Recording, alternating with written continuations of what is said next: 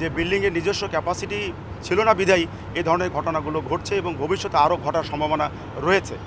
এখানে দেখেন যতগুলো বিল্ডিং এখানে আছে সেই বিল্ডিংয়ের ম্যাক্সিমাম বিল্ডিংগুলোতেই তাদের কিন্তু নিজস্ব ফায়ার ফাইটিং ক্যাপাসিটি নাই বললেই চলে।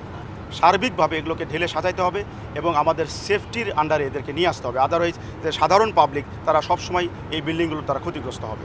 বিল্ডিং কোড অনুসারে এই বিল্ডিংটা তৈরি করা হয় নাই। একটা বিল্ডিংয়ে তার এক্সিট রুট থাকতে হবে, ফায়ার এক্সিট। এখানে যে দুটা সিঁড়ি আমি দেখেছি, একটা সিঁড়ি হবে 2 ফিটের সম্ভবত, আমার কাছে ছবি তোলা আছে, আরেকটা হতে পারে 3 ফিট।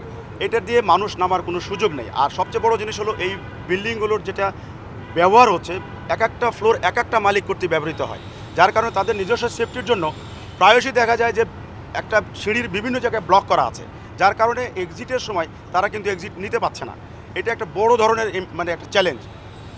সিঁড়ি আপনার আছে কিন্তু ইউজ করতে পারছে না। আদারে যদি ইউজ করতে পারতো তাহলে লোকগুলো কিন্তু ওখানে আটকা পড়তো না, তারা কিন্তু এক্সিট রুটে বেরো যেতে পারতো যদি সেইভাবেই যদি বিল্ডিং কোড মেনে ফায়ার এক্সিটগুলো তৈরি করা হতো।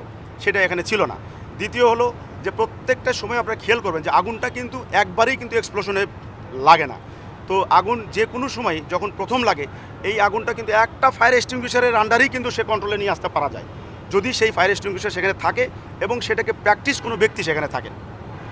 আগুন লাগার সঙ্গে সঙ্গে সে কিন্তু ওইটা যদি ইউজ করতে পারে তাহলে কিন্তু এই আগুনটা মিটিগেট করা সম্ভব।